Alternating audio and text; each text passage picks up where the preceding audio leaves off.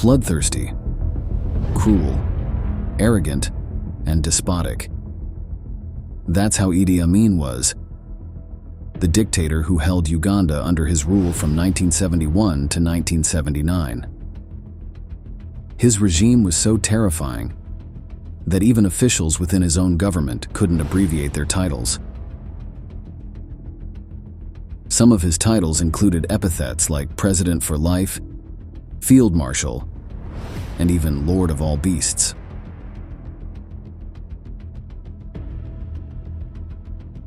This delirious African military leader spread terror among the Ugandan people through practices such as murder, torture, and genocide. But there's more. There's a strong suspicion among the lush ecosystems of Uganda that Idi Amin not only annihilated his enemies, but also ate them. Yes, you heard right. Rumors of his cannibalism spread far and wide across the continent and the world, earning him the nickname Butcher. In today's video on military history, we'll tell you how this megalomaniac African leader came to power, the reign of horror he established, and we'll also reveal his darkest secrets. Stay in your seat to learn and be horrified by one of the most sinister dictators of the 20th century. The people of Uganda coined the name Aminism. People were arrested, people were tortured, people were killed. It was a terrible period, unprecedented in the history of Uganda. Idi Amin was born in Koboko, a small town in the West Nile region of Uganda, at some point between 1925 and 1927. He came from a Lugbara Muslim family, one of the numerous ethnicities that make up the country's diverse demographic mosaic. From an early age, he showed a rebellious character and fierce determination that set him apart from his peers. His childhood was spent in an environment of poverty and adversity, where he had to struggle to survive in a world marked by scarcity and uncertainty. However, it was in the military life where Amin found his true calling and demonstrated a natural talent for leadership and strategy.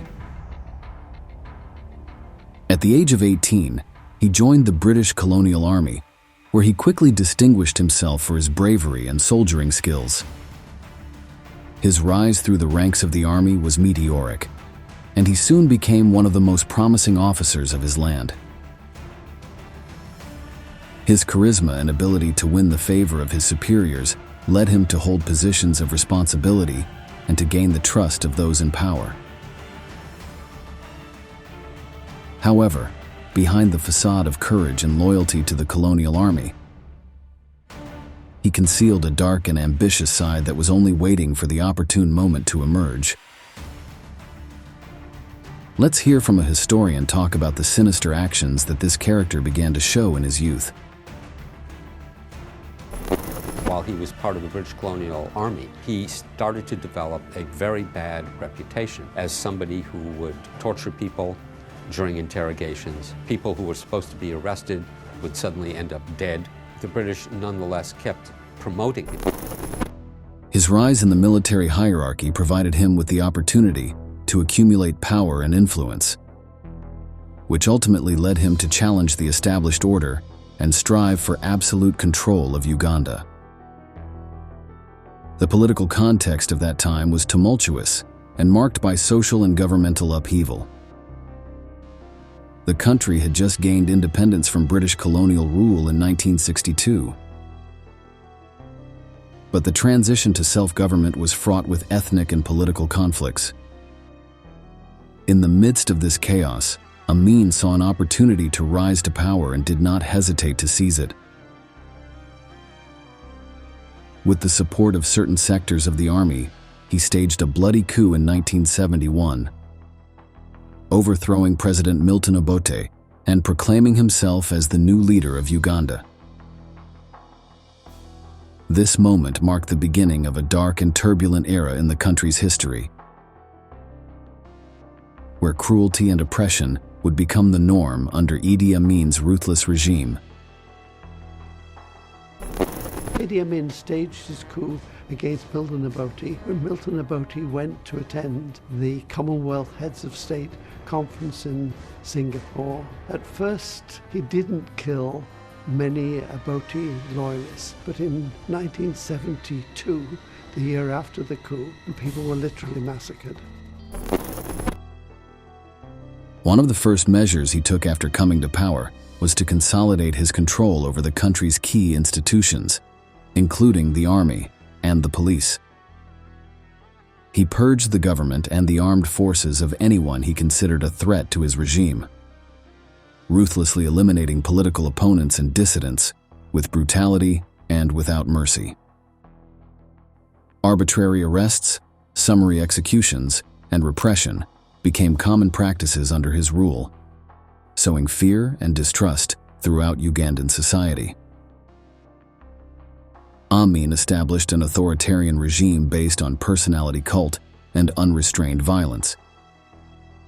He proclaimed himself the conqueror of the British and attributed extravagant titles to himself, such as King of Scotland and Dr. Honoris Causa in laws, demonstrating his megalomania and detachment from reality. His government was characterized by arbitrariness and cruelty, making impulsive decisions that had devastating consequences for his people. Political repression was a constant. Real or invented opponents were pursued, imprisoned, tortured, or even killed. The media were censored and manipulated by the state, and any form of dissent was ruthlessly crushed. Citizens lived in constant fear of regime reprisals, and violence and intimidation became tools to maintain control over the population. The terror was not limited to the political sphere. It also extended to more personal aspects of civilian life. Corruption and nepotism flourished under his government, with the dictator and his followers enriching themselves at the expense of the Ugandan people. The country's resources were plundered and misappropriated, leaving the people impoverished and helpless.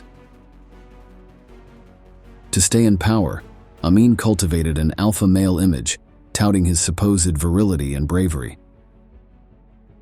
He boasted of being a great athlete and a formidable fighter, although these claims were mostly exaggerated or simply false. He was often seen dressed in military uniforms, adorned with medals and decorations, seeking to project an image of power and authority. He was known for his volatile temper and his propensity for extreme violence. Amin's extravagance was as treacherous as his atrocities. His public image ranged from comical to terrifying. Behind his bizarre facade hid a true monster. The president ordered the execution of tens of thousands of people, including political opponents, religious leaders, and members of minority ethnic groups. Their victims were tortured, mutilated, and murdered in the most horrible ways. These chilling events happened behind the people's backs, in special locations. The torture chambers occupied a central place in his strategy to maintain control and sow terror among the population. Located in secret and carefully hidden places, they were the scene of some of the most atrocious acts perpetrated by the dictator's regime, where prisoners were subjected to inhuman and brutal torture. These dungeons were designed to inflict maximum physical and psychological suffering on those unfortunate enough to fall into the hands of the government. They were equipped with a variety of torture instruments, including sticks, cables, chains, knives, and electrical devices. Prisoners were subjected to a wide range of torment techniques, designed to break their will and force them to confess to crimes they had not committed. Forms of torture used included brutal beatings, electric shocks to sensitive parts of the body such as the genitals, asphyxiation by immersion, and deprivation of food and water for days or weeks. The testimonies of survivors offer a horrifying vision of the horrors they had to endure. They recount how they were mercilessly mutilated, how their entire bodies were burned, and how they were subjected to psychological abuse designed to destabilize their minds and destroy their will to resist. The battle over the enemy's mind was key. The torturers aimed to inflict spiritual damage on their victims. Prisoners were subjected to constant humiliation, designed to undermine their self-esteem and sense of identity. They were also forced to witness the humiliation of their peers, often family members or close friends, further increasing their anguish and despair. These facilities became synonymous with his regime of terror, where thousands of people suffered and died at the hands of their torturers.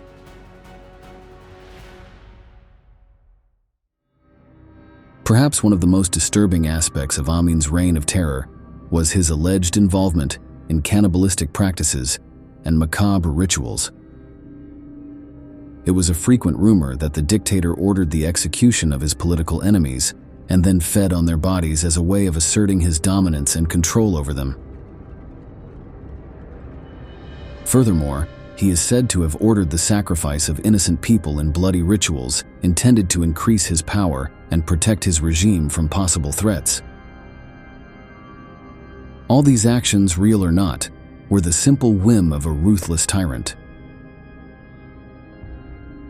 Behind his self-proclaimed jester image hid a bloodthirsty monster who did not hesitate to resort to the most atrocious and dehumanizing methods to remain in power. Furthermore, it is said that he used the most savage procedures to annihilate his enemies, such as throwing mutilated bodies into the Nile River to feed the crocodiles, leaving postcards as bloody as they were indelible for all the inhabitants of the so wounded country. Let's see below a grotesque representation that was made in a film that denounced the horrors of the tyrant's government, showing its esoteric and cannibalistic side in a stark and mobilizing way.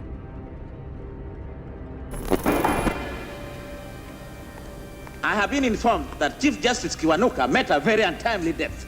He was my best friend, you know. The culprits of this terrible crime should be brought to justice. The killers must have been Obote gorillas. I want to see the body of my friend. Get out. I must pray for Kiwanuka's soul alone. Excellency.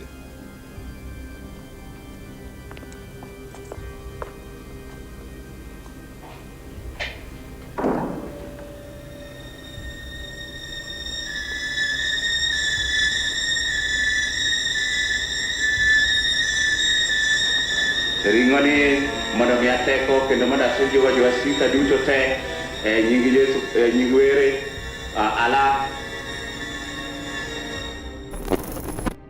Since his rise to power, Amin implemented discriminatory and repressive policies that unleashed an unprecedented cycle of violence, especially directed towards certain religious minorities. One of the main victims of the Amin regime were the Acholi, an ethnic group located in northern Uganda. The dictator, who was of Lugbara ethnicity, considered them a threat to his government and relentlessly persecuted them, unleashing a wave of violence and repression against this community. Thousands upon thousands of Acholi were killed, tortured, or displaced from their ancestral lands, leaving behind a trail of death and desolation. In addition to them, other ethnic and religious minorities were also victims of the genocide. The Langi were the object of attacks and persecution. Like the Baganda, the dominant ethnic group in the south of the country. Moderate Muslims were also targets of repression. Despite his Islamic origins, Amin preferred that the most radicalized religious people be used as political allies, using them as an instrument of his regime. An aspect of the dictator that is not talked about as much is his deep anti-Semitism. He was convinced that there was a problem with the Jewish population whom he believed were in charge of world business. It was so much so that he even fantasized about an invasion of Israel, as he states in the following interview. Prepare the war against Israel completely. No, I don't want very many Army, Air Force, and the Navy, just very few. And strike inside Israel and move people from the whole border towards Israel. I think the situation will be very difficult.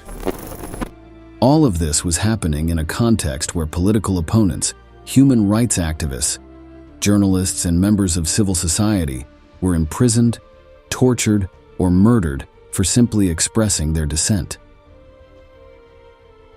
Freedom of expression and the press were completely suppressed, leaving the population in a state of isolation and constant fear.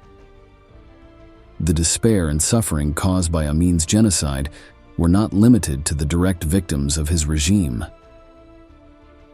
Widespread instability had a devastating impact on all of Ugandan society, undermining trust in institutions and undermining the country's social fabric. Despite rampant oppression, it took too long for the international community to act to stop the horrors being perpetrated in Uganda under Amin. His lack of action allowed the dictator to continue his bloody regime for years, causing unspeakable suffering to the population, whose legacy of destruction can never be healed. Idi Amin's reign of terror in Uganda would come to an end in 1979. After 8 years of oppression, violence, and unimaginable abominations for the Ugandan people. However, the collapse of his dictatorship was not the result of voluntary surrender, but rather the product of a combination of internal and external pressures that ultimately forced him from power. One of the main causes of the fall of his government was the growing internal resistance in Uganda. As the regime's repression intensified, subversive movements emerged across the country, openly challenging the leader's authority and fighting for freedom and justice. External intervention also played a crucial role in the downfall of the government. Tanzania, Uganda's southern neighbor, was Amin's main antagonist and was instrumental in overthrowing him. In 1978, the dictator had ordered the invasion of the border nation in a desperate attempt to consolidate his power and eliminate his political enemies in exile. However, this action provoked a forceful military response from Tanzania, which launched a massive offensive to expel Ugandan forces from its territory. The war between Uganda and Tanzania was fierce and brutal, with battles fought across the country, leaving a trail of destruction and death in their wake. Amin, who had seriously overestimated the power of his army and underestimated the determination of the enemy, was quickly overwhelmed by neighboring forces and forced to retreat towards northern Uganda. This intervention, combined with diplomatic and economic pressure from the international community, eventually led to the collapse of Amin's regime in April 1979. With his army in retreat and his power in decline, Amin fled his nation and sought refuge in nearby countries. Initially, he received asylum from Libyan head of state Muammar Gaddafi. He then settled permanently in Jeddah, Saudi Arabia, under the intense heat of the sun and the backing of its petrodollars. In his later years, he sought impunity to return to Uganda, but his request was rejected. He still had not been held accountable for his crimes, which thwarted his return to his native country. Finally, he died in 2003 in Jeddah without ever having faced trial for the horror unleashed on Uganda, nor for the countless deaths he caused. While his government murdered and plundered the country, the dictator seemed to laugh at his people by squandering the fortunes of his land on luxurious mansions with Olympic-sized swimming pools, as can be seen in the film footage below.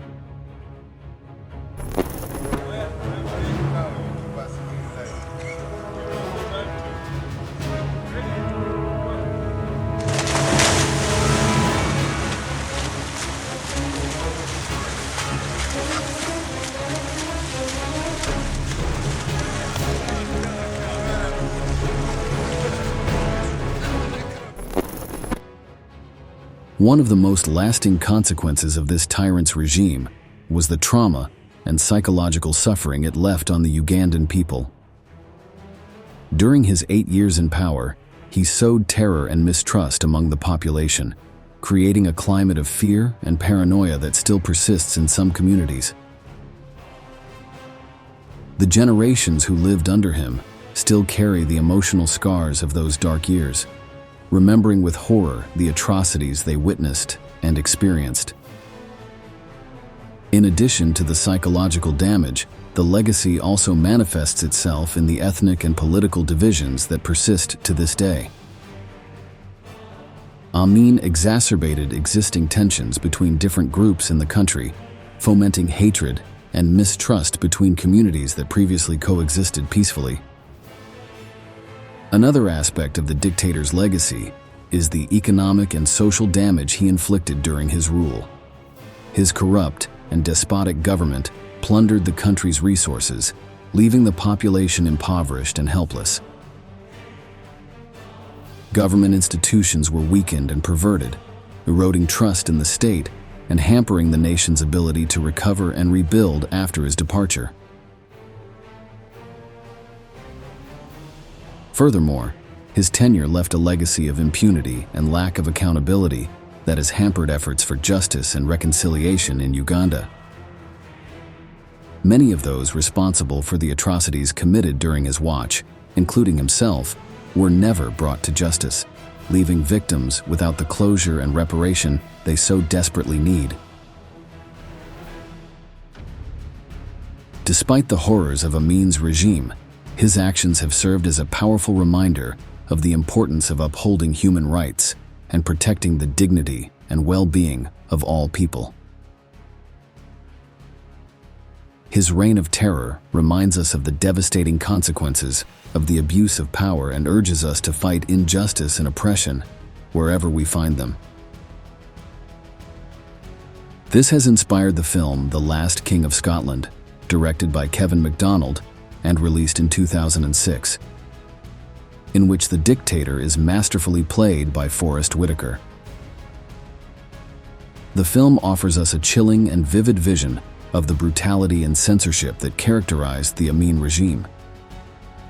The viewer witnesses the atrocities committed by the dictator and his inner circle, from summary executions to merciless torture in interrogation chambers. Once again, culture stands as a lighthouse to try not to make the same mistakes of the past again. We come to the close of this tragic delivery. We look forward to reading your valuable comments and appreciate your participation. We thank you for reaching the end, and we look forward to seeing you in the next episodes of Military History.